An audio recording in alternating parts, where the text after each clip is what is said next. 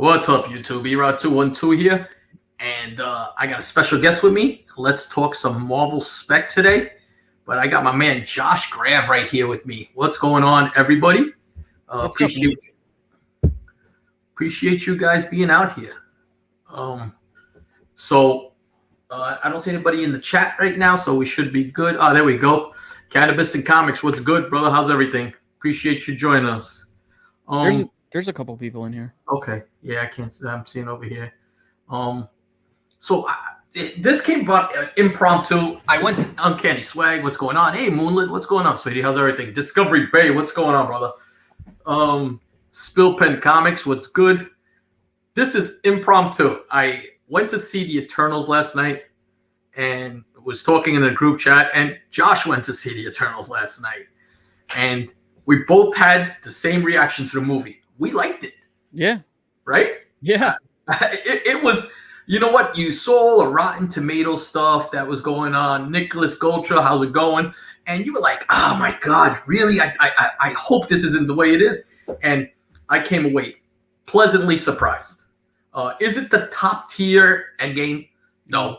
But is it Iron Man 3 or, Thor 2? No. This movie was good, and it leads to a lot of stuff. Yeah. Well, Josh, what was your opinion? The spoiler, spoiler free. We're not giving anything away. What was your opinion of the movie?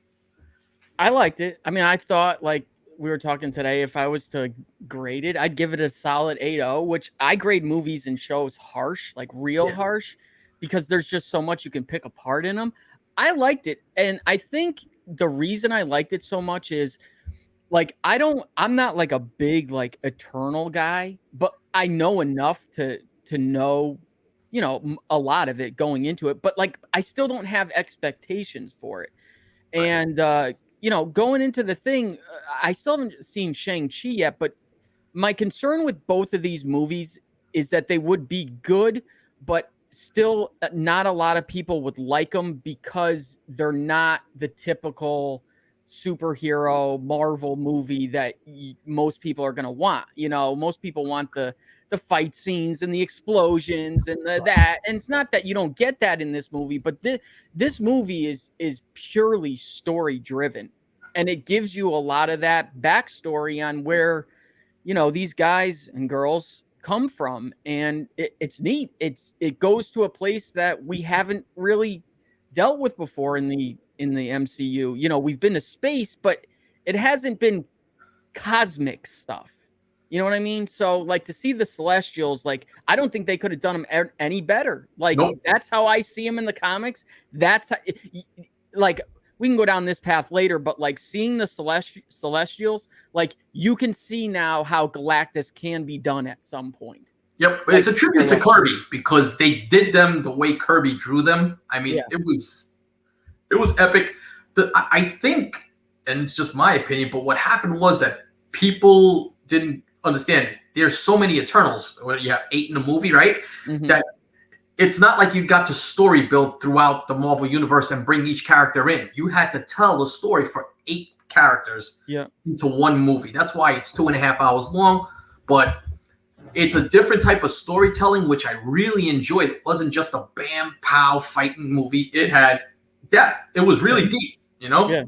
It was real deep. And it's told in a way, too, which I like. I don't want to say it's like kind of like a Tarantino movie in a way, but there's a lot of, all right, present day, let's jump back. Present day, let's jump back. Yeah.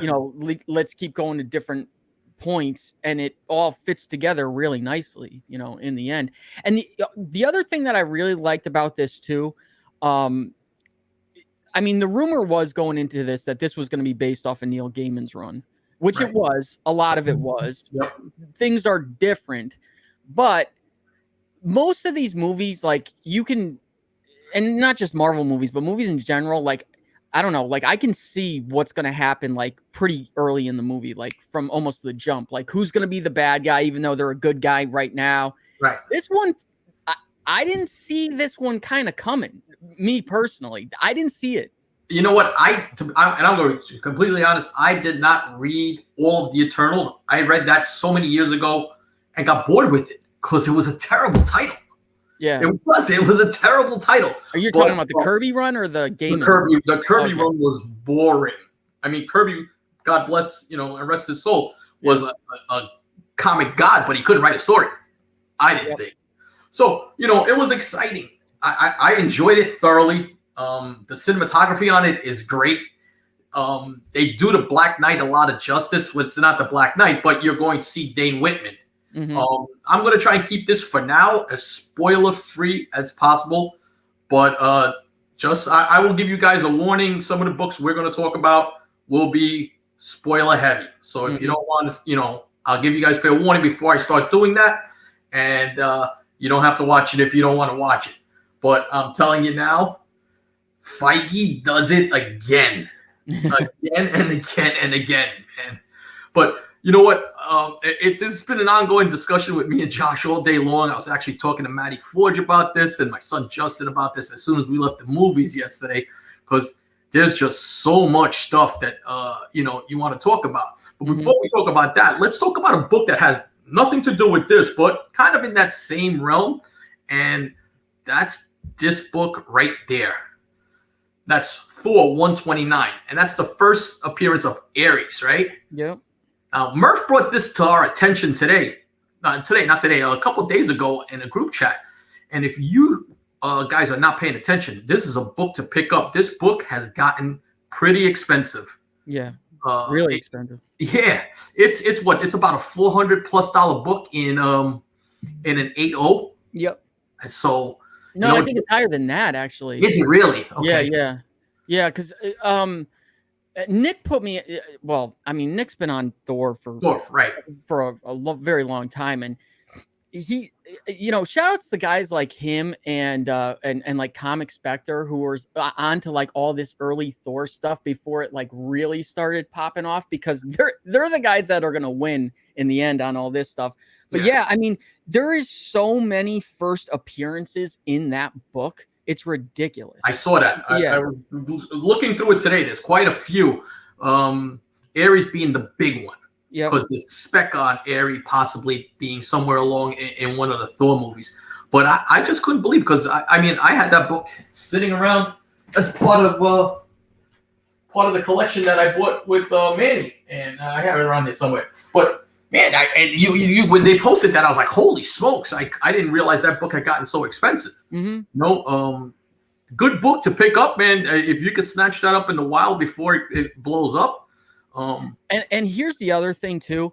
Thor, in my opinion, Thor is a run where, unless it's like one of the keys that like really jumps out at people like right away, these are still kind of books that like you can catch, like even like real low. I mean, they might not be in the best shape, but still, you'll still be able to catch them pretty low, because most people don't even know what these Thor books are. Remember the Thor books like this, if it's not the key, like you said, $15 books in VG to VF minus, VG plus shape. That's the norm. You catch this book now, and you find it out there in a run, and they've already taken out the early ones and stuff like that. I mean, you're going to do good. Yeah, you're going to do real good. But I just a book that I was like, wow, I was impressed. I was impressed with it. Yeah. I'm kind of surprised you didn't know about that. I got to be honest. Yeah, Murph put that up the other day, and I was like, let me take a look at this. And I pulled up the numbers. Murph's in the chats right now. Shout out, Murph. Good pick on that one. But that was just every once in a while you're like, wow, this book got me. And then so as we were talking in the movie, you get to see Dane Whitman, and we all knew that Kit Harington was coming. I believe he has a 6-picture deal with the Marvel, so they're going to build a story around him.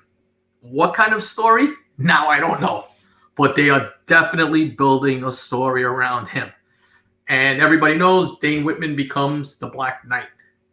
An integral part of Avengers 47, first Dane Whitman, Avengers 48, first Black Knight. But the other book, and you've spoken about this, I speak about this, I know the Defects speak about it, the Warriors speak about it, but people still sleep on this book right here. That's Avengers number 71. So now, Avengers 71 is unofficially the first appearance of the Invaders. a great World War II team. But it is also the first time that Dane Whitman joins the Avengers. So you said you were looking for this book today, right, Josh? Yeah, I was trying to find that. And what's the other one that I need? 50, whatever his second, whatever they say is his second. Was that 57? Is that the one? Yeah. With the Reaper on the cover? Is that it? I can't remember. Yeah. I'll look it up. Yeah, keep going. But most people think, because most people think like 47 and 48. Well, he's in the Avengers, so he's probably part of. But he's not. He's not part of the Avengers. He's not, and it's not till here. I mean, he helps the Avengers out. It's not till this book, which we're talking almost 30 issues later, that he becomes a member of the Avengers. He actually leads the Avengers further down the line at some point. So I mean. He is, Dane Whitman is an integral part of the Avengers, for those that don't know that, what was bigger in the MCU than building up the Avengers? Yeah, I see, because Cap doesn't have his round shield because he's from he's in World War II, so I'm thinking he uses the first shield on that cover, Steve. That's what I saw that. You saw that book. Knights of Ren said he saw that book at a show last weekend. Yeah, you should have picked it up. I like that book. Hey, Chris, what's going on? I like that book a lot. Again, most Avengers books, unless they're the big keys, they don't go for. Although now, all of a sudden, I mean, like you won't. How Avengers now, right? Yeah. You're seeing stuff that you never saw before. Yeah. Little minor stuff has become expensive stuff. 54. That's what I'm talking about. This one. Which one is that one? Oh, okay. Yeah. I know exactly the book there. It's got the Ulysses Claw on there and everything else, Claw and all of that on there. But so those are the two books that we were talking about that we really, I think everybody kind of knows those books are coming, and but if you don't have them, it's a book that you guys should be picking up. But now. We're going to show you 3 more books. These are books that Josh and I both spec on. One of them, it's been out there for a bit, and I think now it's going to catch a lot of heat. But if you haven't seen the movie and you don't want any spoilers, then please just, either turn the sound down. Actually, you don't want to see it because I'm going to show pictures, all right? Bounce. Yeah. I appreciate you guys coming out, but I'm going to give it 10 seconds, all right? And then I'm going to blow up one of the books that I've been picking up, and I think you guys should be picking up too. All right? So we're close there. And while we're doing that, I'm just going to take a look inside the chat, say what's going on to everybody there. Mike the Beast, what's going on? Ray from Carolina, how's everything, Ray? Copper Age Matt, Peter Porker picked up an Avengers 48 for like $120 in the 5.0. Man, that's a score, brother. Yeah. Beantown said Silver Age FF has Spidey demand a premium or even higher price. I agree. I mean, there was a point when Silver Age Spideys were $30 if they weren't keys. No more. That day's done. Man, I wish I could go back to that. Yeah, that day is done. Yeah, you and me both, man. Yeah. Yeah, Moonlit, you don't want to hear this because I'm going to put some stuff out there. All right, guys. Oh, wait, before you get into that, how packed was your movie theater? What time did you see it at? I saw it at 6 at night last night. I went at 6 o'clock. Okay. I did the same thing. It was packed. Was it? I had a lot of people in there. There was nobody. No, it was me, my brother, and my brother's family, and like 5 other people. Really? No. I had a crowded theater, but what I did see was a lot of people left before the end trailers. I was like, what the hell's going on? People were walking out, not realizing that a trailer was coming. Yeah. So we didn't have anyone leave but so everyone knew, I think there was going to be at least one. And then my brother's family gets up, they don't care that much. And even Nick gets up. I'm like, bro, I don't know, but like I heard there's supposed to be 2 here, so you might not want to go anywhere. And they walked off, but I could still see them like hanging out over there. So thankfully they stayed. What trailers did you get? Did you get Morbius? Yes, which I loved. Yeah. What'd you think of that? Oh, I think it looks awesome. I tell you what, I hope I'm not disappointed, but that's what Morbius is supposed to look like. Yeah, You know? yeah. I don't know. To answer your question, yeah, we both liked it. Man from Beantown is giving it a 6.0. I went a little Wow. higher than that, Ben. You Yeah, know, me too. I would actually. I was an 8. I'm saying an 8.5 off white pages, man. I Yeah. really liked it. I'm saying, and I realize though that this movie is not going to be for Yeah, everybody. Ugly Ewok said it was a stinker. You know. It's not going to be for everybody. I get that. I Yep. really do, but I liked it. Oh no, Betty said it's not his movie review. Okay, okay. Yeah, you know what? But if Sony does it right, I just did. I don't trust Sony. You know, especially after what they've done with Venom. Yeah. But if they do it right, that Morbius looks great. Yeah. I like the like the smoke effect, like the purple, the red. With the purple, yeah, exactly. Yeah. That was just really good. Yeah. Yeah, and then I think I got Morbius. What else did I get? Did I get Ghostbusters again? No, I don't know if I saw the Ghostbusters trailer. No, I got Sing 2. There was like a couple anime, and then Encanto. Oh yeah. That was the first one they showed. That right? Yeah.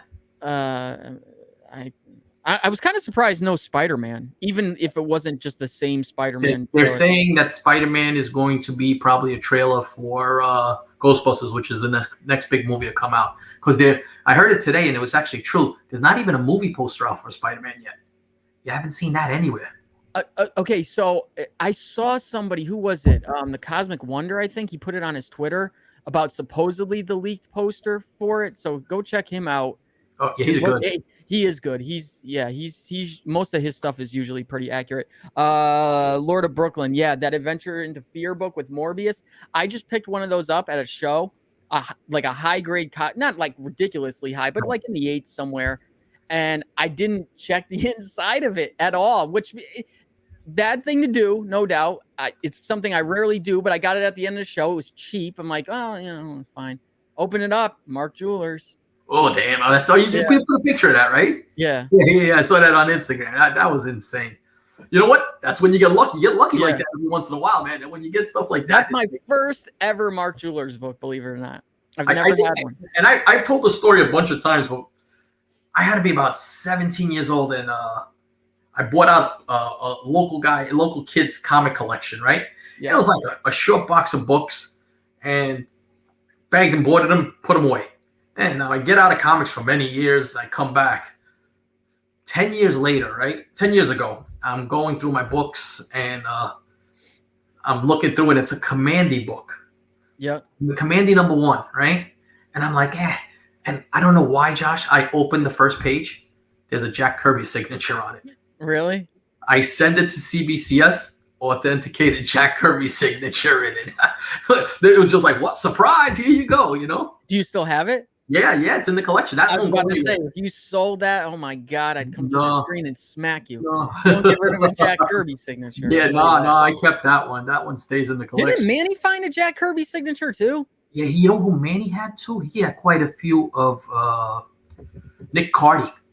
Yeah. Which was a tough guy. He did all the old Teen Titans and Aquaman and all of that stuff, you know?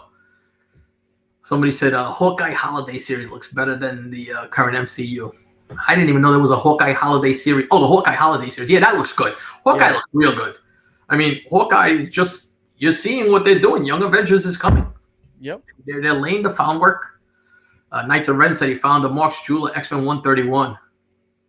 I saw the Dorkeries found a first Cable Mark Jewelers. Really? Yep. Yeah, man from Beantown said he should have bought a Batman 171 for $60 at that show, Josh. Yeah, we had a Batman 171.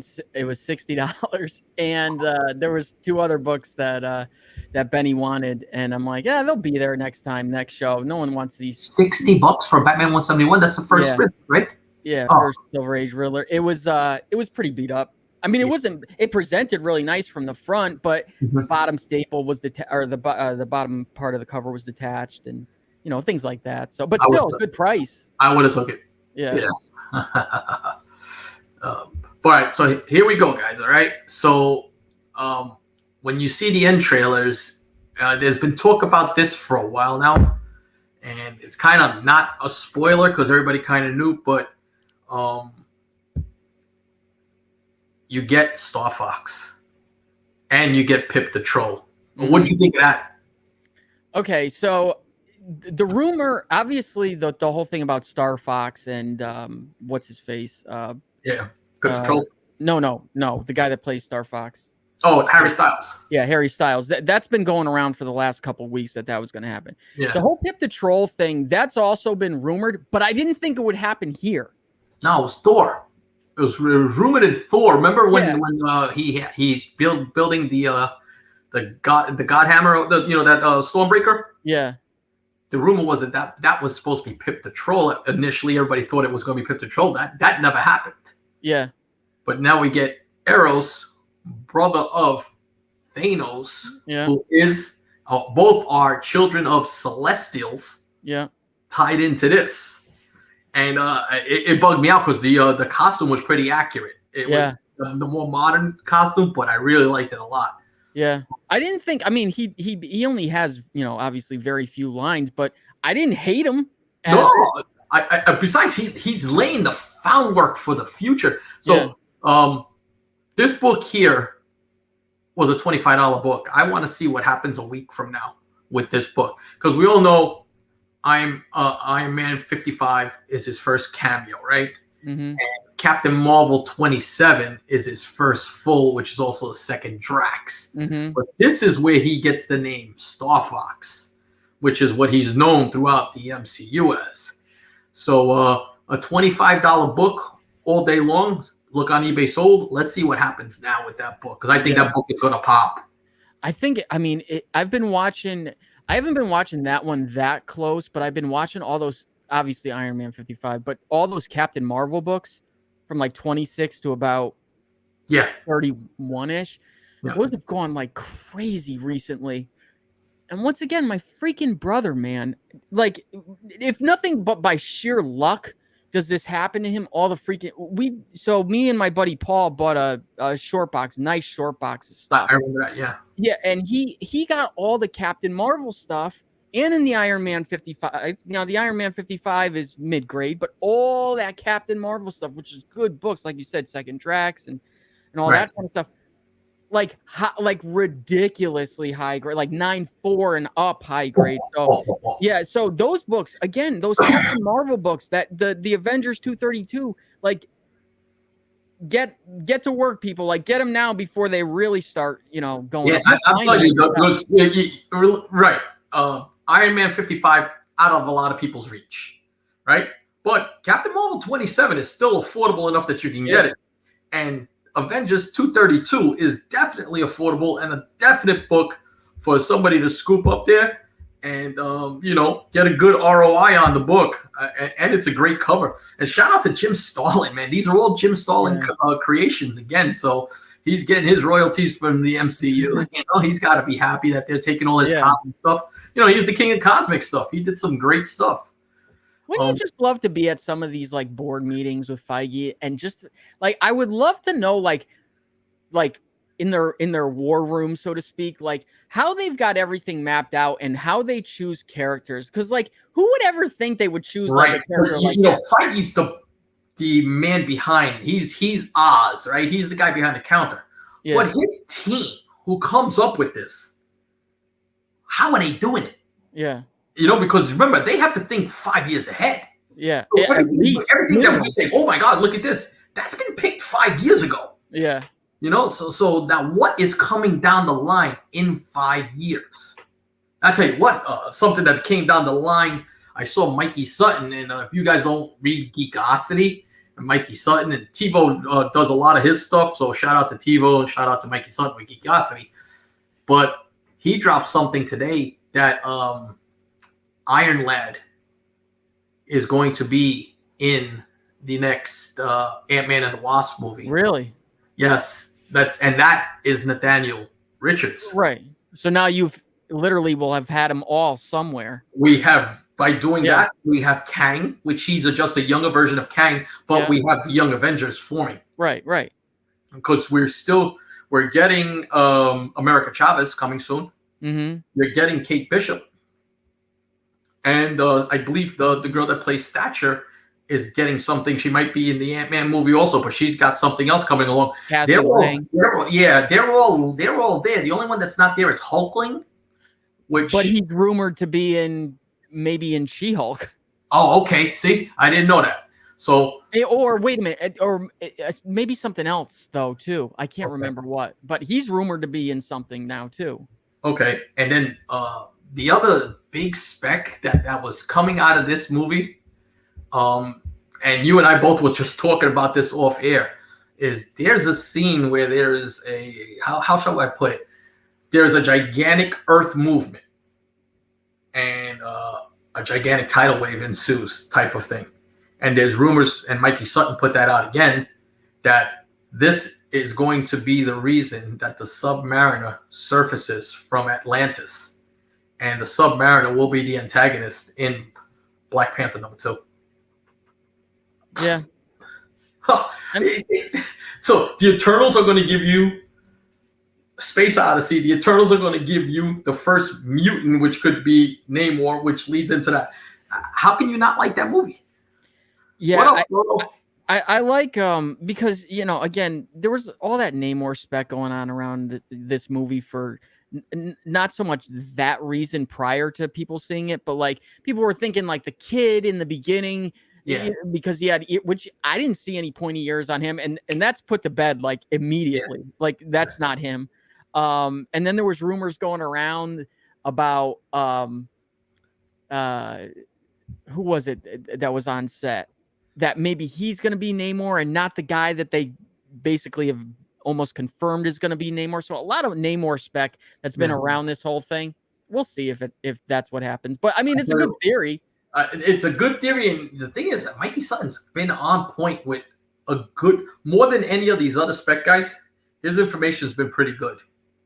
So it's all about that owning that property. Marvel does have the ownership. It's that shaky ground because that's that Incredible Hulk property and the Submariner property were both owned by Fox. Was it Fox? No, it's Fox or no, Universal. Yeah. So I have a feeling like, this is going to awaken more than just Nate. I have a feeling this event is like the catalyst for, like, I would assume probably phase 5.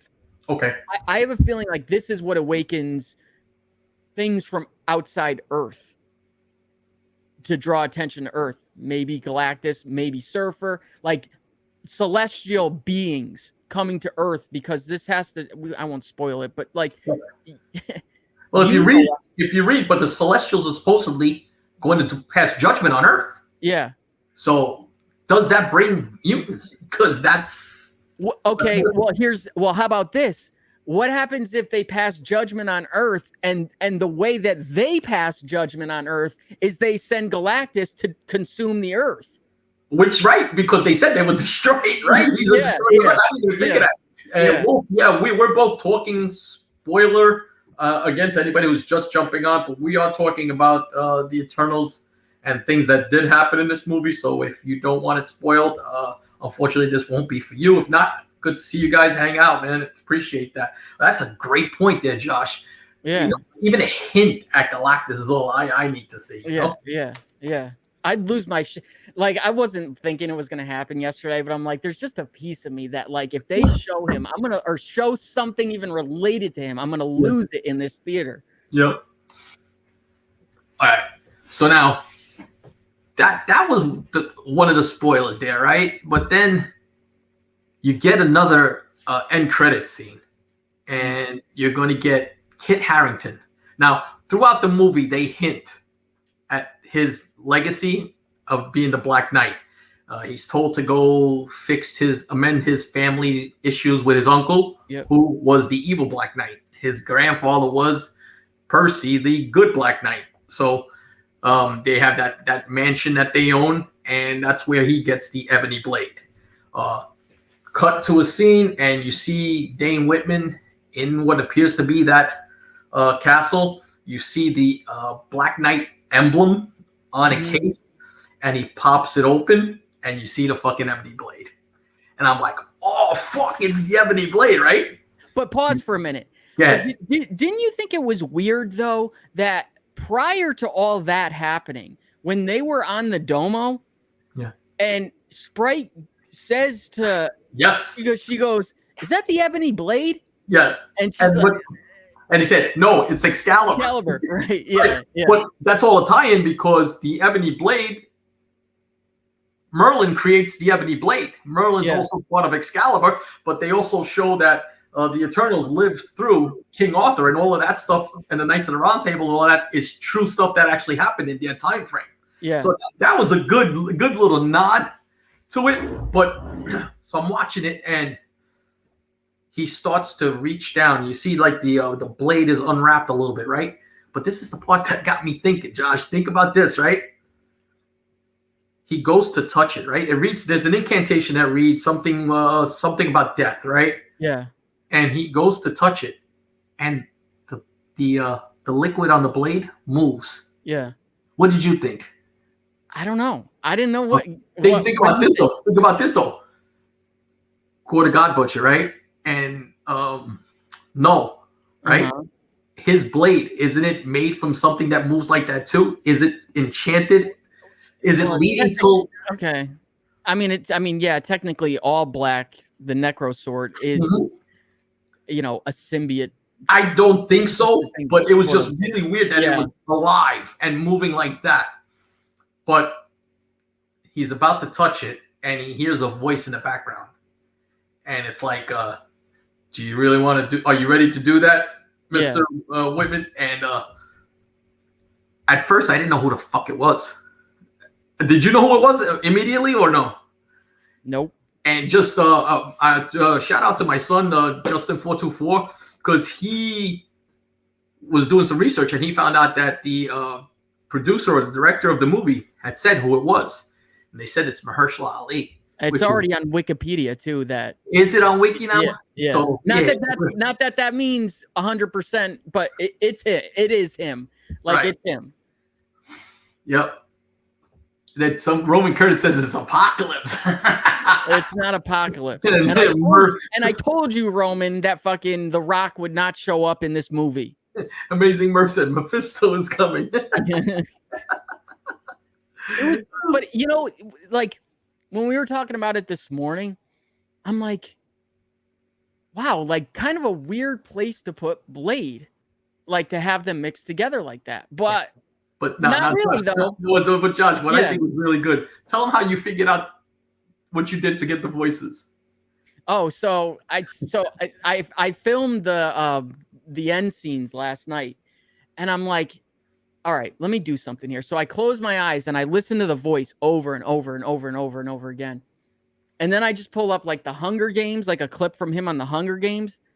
And I listen to that, and I'm just like listening to like the way that he says certain words. I'm like, that is him. That is 100% him. Now, if that's not taking it to the next level, I don't know what is, man. Yeah. I was impressed by that because you sent me the clip, and I'm listening to it. I'm like in the car. I put it up on the car trying to listen to it. I was like, wow, that's a good idea. Yeah, it's him. Yeah, Murph, I don't know. You know what? It probably doesn't pan out to be no, but I just thought it was pretty cool, especially when you saw it moving the way it moved. But I'll tell you what, so now I'm sitting there and I have the same thing. I find out it's Mahershala Ali and I'm like, why Blade? Yeah. I know they got to get Blade in movies, but then you start thinking, right? And you start doing research, which is what we both did. Yeah. And it kind of makes sense. First of all, you're not going to rehash the same Blade stories. You're not going to do the origin. You're not going to do all of those things over again. Yeah. Everybody's expecting Spirits of Vengeance, right? And the Midnight Suns, because Blade's part of that. But we all know that Feige goes in different directions all the time on us, and it doesn't give us what we expect, and we're usually pleasantly surprised. So I start doing some research, and I'm like, what would bring Blade and the Black Knight together? And we came with this. Captain Britain at MI13, which is that secret organization that Captain Britain runs. This is the first appearance of, this is issue number 5. This is the first appearance of Blade in MI13. This is a group which the Black Knight is also a member of. Mm-hmm. I believe this story arc has to deal with vampires. They're fighting against vampires. I haven't read the comics, but I did do the research on it. And Yeah, right. Yeah. And they're fighting vampires throughout this whole series, correct? I think they're fighting. I think they're fighting vampires, but I think they're also fighting Skrulls, I believe, as well. Right. Well, the reason for that is that this takes place all throughout Secret Invasion. Yeah.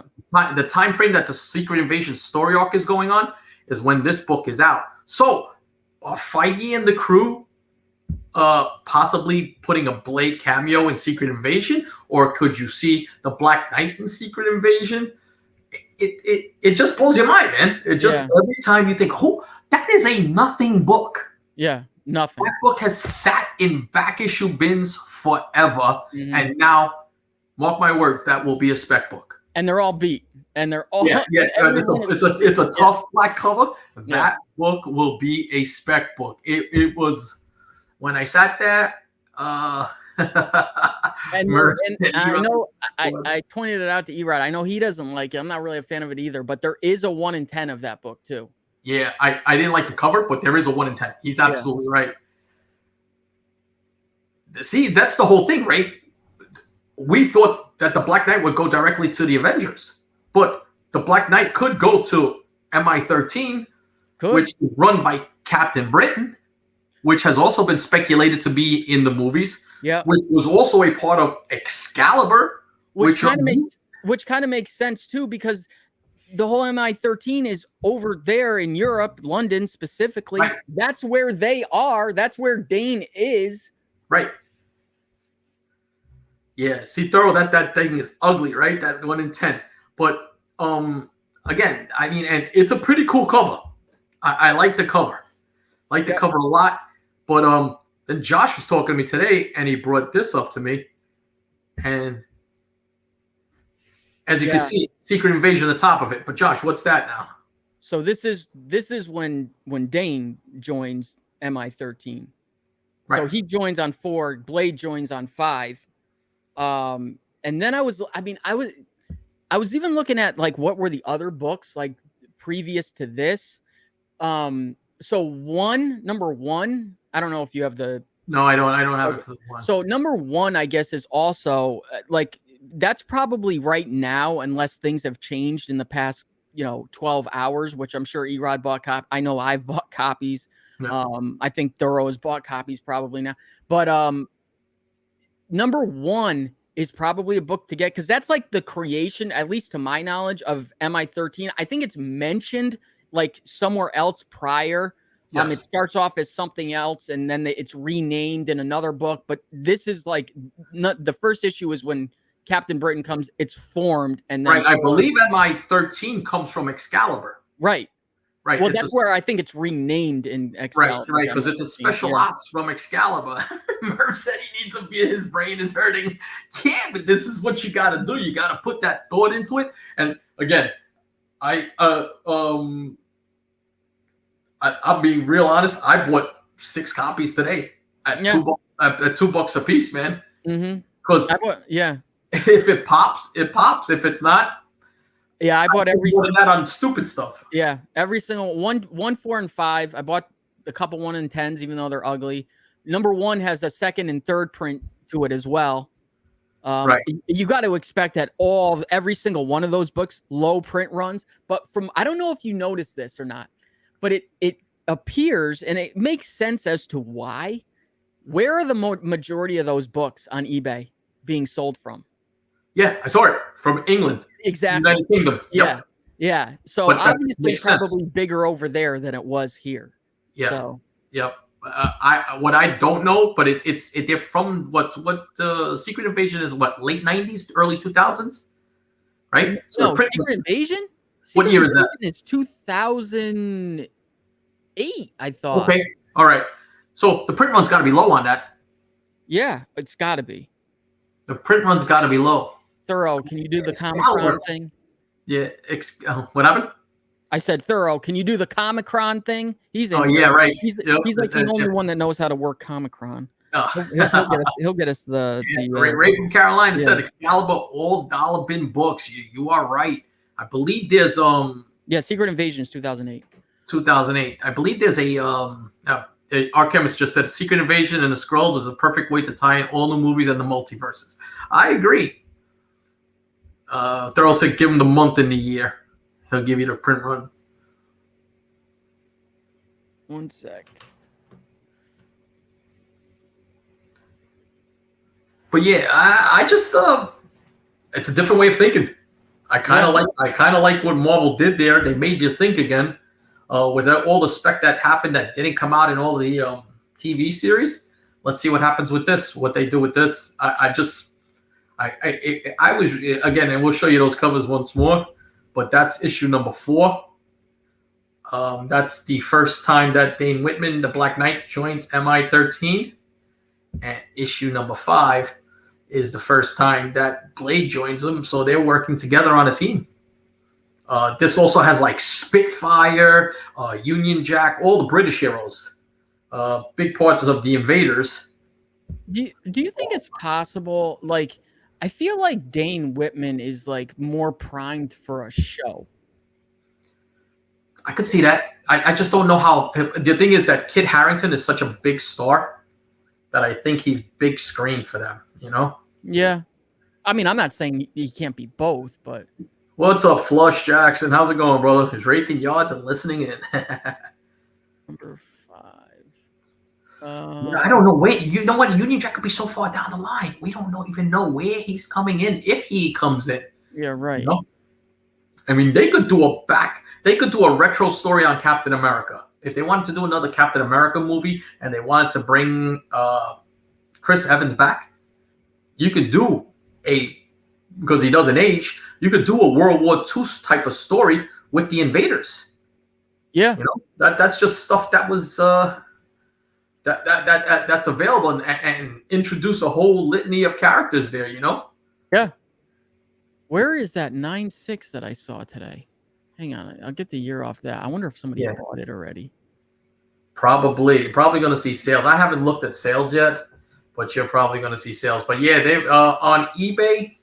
You're seeing those books go for about $3 to $5 a piece right now, but on other sites, I was able to find a bunch for $2 a piece today. So just do your homework, but remember they're going to be condition sensitive because especially issue 5, that black background. So and those things have been fingered all throughout. You know. Why can't I find this? Hope of Chilltown says. Morbius takes place in the MCU. Any chance Blade shows up in the credits? Before Eternals, I thought yes, but now probably not. I doubt it. I doubt that. You got to remember, that's so. Even though it's the MCU, it's still Sony's verse, whatever you want to call it, first. Yep. I think it's more likely you see one of their like. No, you wouldn't see this guy. It'd be more likely you see someone like Craven. Even it's still too early for him. They haven't probably shot anything with him, but you never know. Benny said he spent another $8 on issue 4. It's like buying a scratch off, Ben. That's the way I look at it with something like that. Yeah. No, Flush. Enjoy your leaf raking there. Oh, okay. Here's the date. Hey, Charlotte. How's everything, sweetie? What's going on? The date is. Well, off the CGC label is November of 2008. That's for issue 5. Okay. There you go, Thurl. November of 2008. And make sure I don't know when Thurl's doing it. He's doing another spec. He's doing a spec video as well. I think he said he's doing it tonight. I don't know if he's recording or going live. So make sure you guys go check that out as well. Yeah, definitely check out Thurl, man. Listen, that's a great channel. And he's the king of spec, man. Thurl was doing spec before everybody in this community was putting out. He put out a lot of stuff that guys jumped on and made good bank on books that he was doing. Pressable Defects, what's going on? What's up? Adam Worry, how's it going? So Ray from Carolina says. Wait, is this Ray, the one that sent Gary his book? Yeah, okay. Yeah. Keys freaking where they're all going with Black Knight. Still think it involves new Avengers. Several Avenger keys with Black Knight. Yeah, I'm telling you, it's interesting. It makes you think. There you go. Thurl's going live tonight. All right, guys. So after we're done here, we'll be done in a few minutes. Go check out my man Thurl tonight because he's going to be dropping some knowledge and bringing some heat. Josh, you jumping out with Thurl tonight? I don't know. I don't. Yeah. If he invites me, possibly. Oh, okay. Yeah. I know you jump on there quite often. That's why I Yeah. was asking. But yeah, I mean, that's kind of it, man. That's the spec that we saw. I hope you guys got something out of it. I don't do these a lot, but this one was kind of interesting to me, and the conversation was really good. We were going back and forth all day with this stuff. Every time Did we your thought son like it? huh? He loved it. You did? Yeah, it was funny though. My older guy really liked it a lot, Yeah. but my younger son was like, it was a middle of the pack movie for him. Yeah, He said it was too cluttered, which is what I was trying to get at with them telling so many stories. Because you remember, you're trying to give like a little bit of to each character, and what are they doing now? What's going on now? What's going on here? So, like, again, this movie is definitely not going to be for everyone. Like, I get that, but like, okay, before we go real quick, if you got a little bit of time, go ahead. Like, what's some of the things you didn't like? Like, I'll tell you, like, again, spoilers, guys. Like, the one thing that I didn't see the purpose of, really, it served a little bit of purpose, was the one deviant. What's his name? It begins with an E. It begins with an E. The one that evolves. Yeah, right. Like, yeah. I thought that was going to lead to. So I thought that was going to be a mutant somewhere along the line. Oh, really? Yeah, because it kept evolving. Remember that he was getting pieces from each Eternal, and then that doesn't happen. Yeah, the whole and like, I don't know, like the CGI on the deviants was really CGI. It was kind of like it didn't really look well, but not many complaints. I mean, it was a very good movie, I thought. Not spectacular. It was very good though. And here's the best part. When I talked to you today, I expected you to hate it because you're gloom and doom. So I clearly expected you to hate it, and when you said you liked it, I was like, wow. So, and that's the truth. For Josh to like a movie, it had to be pretty good. Okay, but here's the thing. Again, yes, that's true, but it's not that I don't like a lot of this stuff. It's just that I point out a lot of the things I didn't like, but it doesn't necessarily mean I didn't like it. There's guys in this community who hate a lot of these movies way more than me. Biggs. Yes. Thorough. James. Yeah. So Murph asked is it a stepping stone? I think it's a huge it's stepping stones in like many directions. But that's what I'm saying. It branches out into two ways. There's so many little different things. Yeah. Now you get Eros, right? Star Fox. And he's basically talking to them about he knows where there are other Eternals. And right? He also knows, he says, your friends are in trouble. I know where they are. Yeah. What is that leading to? Yeah. Is that the Guardians of the Galaxy? Is that Nova? What it's something celestial. Yeah. It's something in space. So all that hype about it being space it's definitely coming. Yeah. Because that's leading to some type of a space odyssey of some sort. Is it Eternals? I mean, because it does say, just like it did at the end of Civil War, where it said Spider-Man will return. It does say the Eternals will return. Oh no, the Eternals are going to be back. Yeah. The spec now is that you might see like one Eternal making a cameo in an MCU movie and another Eternal possibly in another MCU movie, tying everything in. So the Eternals will probably be what binds all of the MCU and brings books together. Who did you like the best out of all of them? Hold on a second. Thorough's got the print run first. Yeah, let me just put that up first. 32,000, so around 30K for unreported damages and destruction. That's still higher than I thought. More than I thought. But it's still higher than I thought it would be. Yep. That's for issue 5. 2 characters I really liked a lot. I liked Angelina Jolie's character a lot, and I loved the Asian guy who was protecting her. Oh, Gilgamesh. I thought Gilgamesh was great, man. Yeah. How about yourself? I really liked Cersei, and I understand that's kind of a cop out, but I think what's her name? Oh my God, this is gonna come. I really liked her. I thought she really played a really good role in it. But I liked what's her name?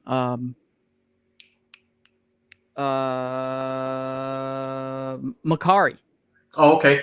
Yeah. Like even though she's deaf, Yeah. like She's good. She was a good character. Yeah. Like the scene at the end with her when she's fighting. Where she's fighting. Wow. Right. Yeah. Wow. Yeah. So it caught me off guard because watching her, and she's all about speed, but the way she utilizes her speed, yeah, that was done well.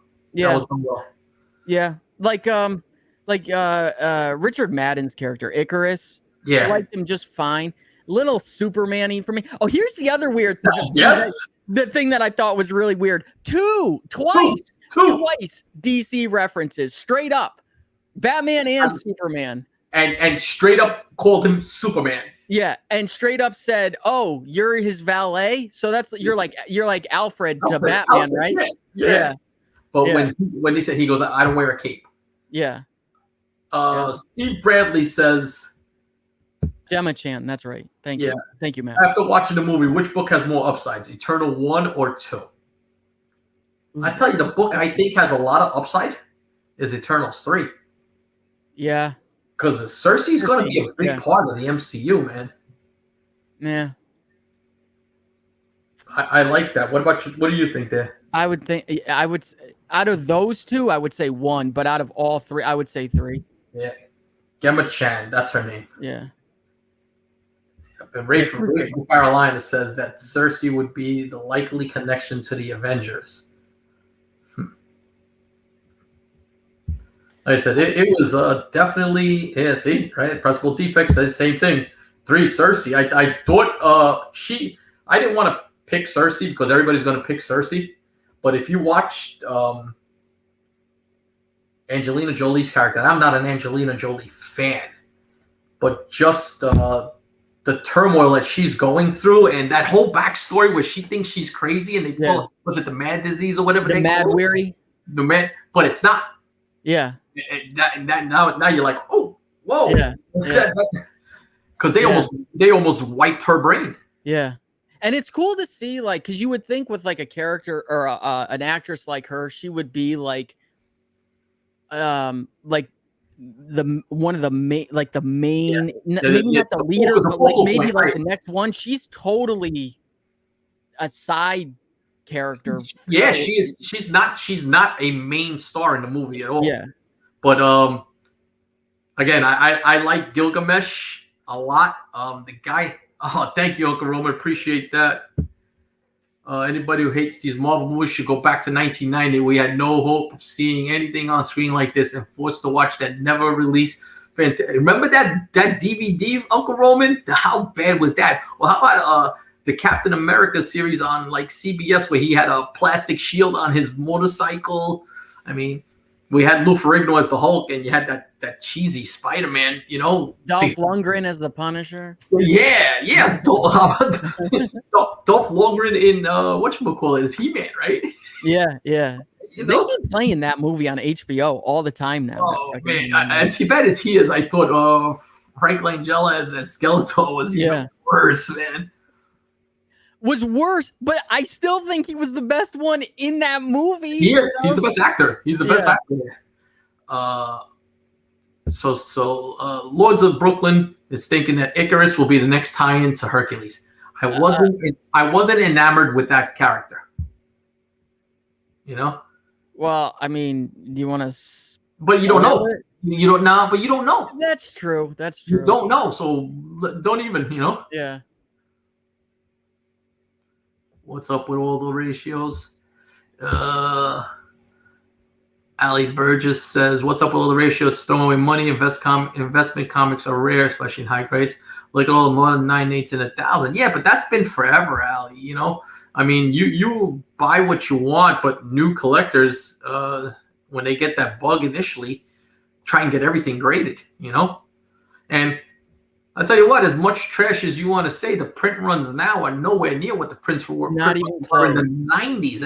When you thought you had a lot of books, go back in the 90s when you had 1 million copies of X-Men 1. I mean, obviously they don't. A lot of them don't survive, but like the print runs in the '60s, in the early '60s when these books were coming out. I mean, you could hear it right from Stan. He tells the story tons of times. You're talking about 500,000 print run on these books. Obviously, it's a long time ago, so a lot don't survive. But these print runs are way small. You want to talk about Stan Lee? Josh, hold the show. I'm going to bring something. I got an oddity book, and a shout out to Doug Bratton, because he showed me this book. I got to show you guys this. Okay. What else? Do we see a Celestial War at some point? I would say probably yes. Matt, did you see it yet, Matt? Will Strange Tales 10 go up in price? I mean, yeah, but I think just kind of by default, Arsenio. I mean, I think any old book, especially that old, will always go up. Like the Alex Ross patch background. Oh, Strange Tales 10.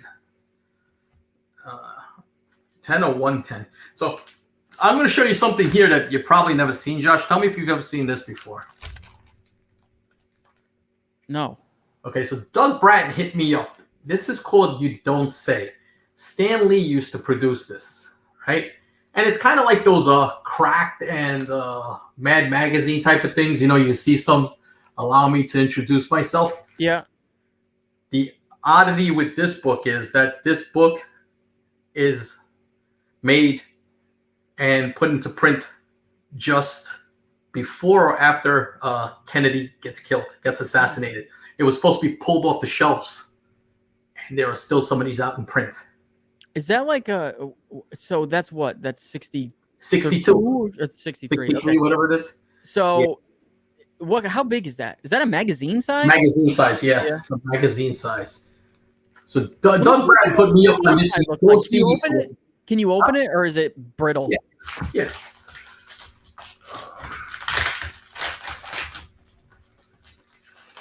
So like on the back cover, you've got like Frank Sinatra with Rodney Dangerfield, and they do all kinds of spoofy stuff. See? Yeah. If he spills another drink on me, it means war. But these were all supposed to be pulled off the shelf. What's the inside? Let me see something from the inside. Yeah.